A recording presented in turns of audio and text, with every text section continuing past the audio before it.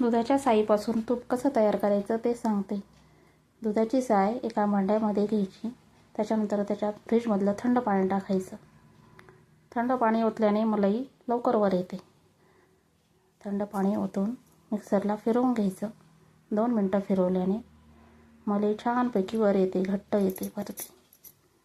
अशा पद्धतीने सर्व मिक्सरला फिरवून घेऊन एका भांड्यामध्ये ओतून घ्यायचं आणि वरती आलेली सगळी मलाई गोळा करून घ्यायची।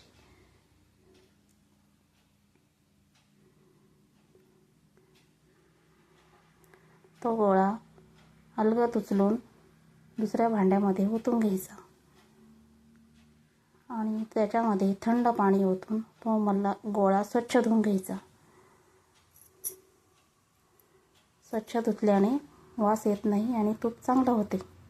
नंतर ते गॅसवर ठेवून द्यायचं आणि हळूहळू वितळू द्यायचं।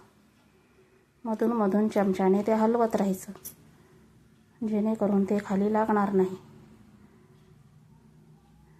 हळूहळू मंद गॅसवर ते उकळल्याने छान गावठी तूप तयार होते।